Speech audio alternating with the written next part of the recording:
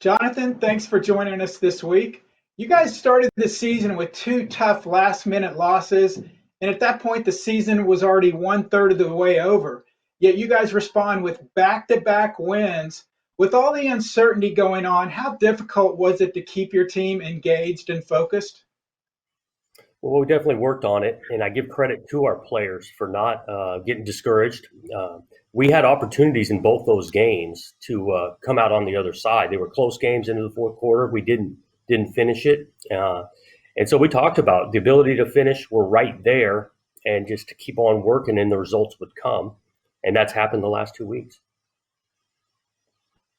So I don't think a lot of people understand the passion of the Civil War, Jonathan. How important was that win, and how important is it for your program moving forward?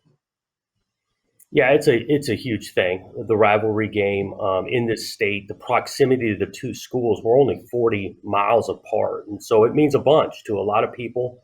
And so it's a huge thing. Oregon State hadn't done well in the rivalry game for the last few years, and so for us to get that's another kind of momentum building win for the program.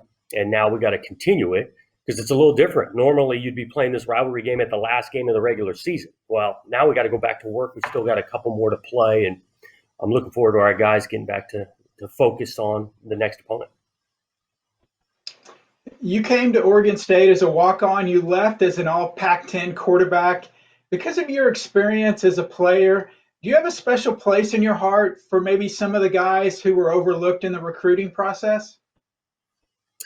There's no question. Guys that love this game, have a passion for playing at the highest level, and choose to walk on to pursue that dream.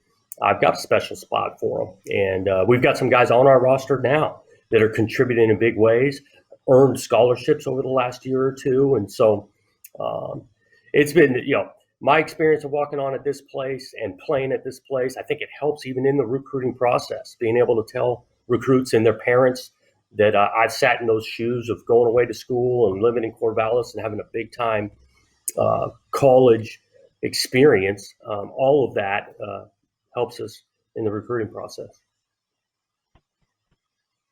So your university is isolated from a majority of the country, yet you and your staff continue to recruit at a high level.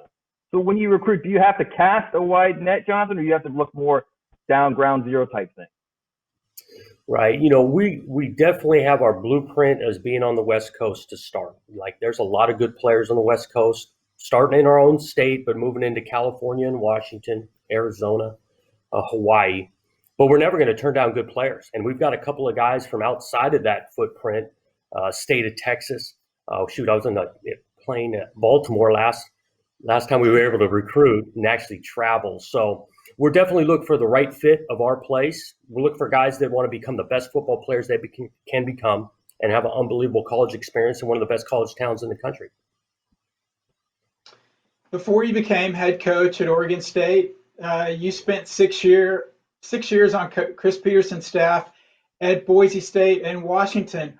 What's the biggest thing you took from your time with Coach Pete? Yeah, it's tough to really just think about one thing because there was a bunch.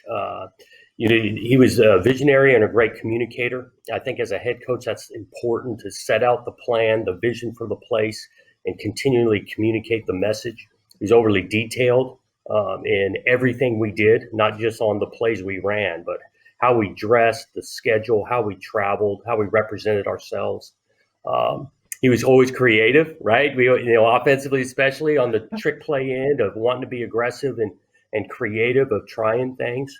And so, I could go on and on. Obviously, 6 years with one of the best coaches in the country was very beneficial for me. Okay, Jonathan, so you're a part-time umpire for your son's Little League games, and I'm sure you know that the Pac-12 officials are just crushed on social media all the time. Can you sympathize with those guys now after going through what you've gone through with your son's Little League games? Oh, I don't know if I sympathize quite yet, but I know it's not always easy to get it right. I do enjoy doing I love baseball in general, and so I'm fired up. My 12-year-old loves playing as well, and I've been the umpire a couple of times for him, and sometimes you got to make some tough calls, but it is what it is. You rung him up one point too, didn't you? I know. That's what I'm saying. Sometimes it's tough calls. I remember it, man. 0-2, he's up to bat, and guy throws a curveball, and he just got froze. I mean, it was a beautiful pitch, and I had to ring him up. But tough love sometimes. Thanks, man. We appreciate your time. Good luck with the youth, okay? Okay, thanks, guys.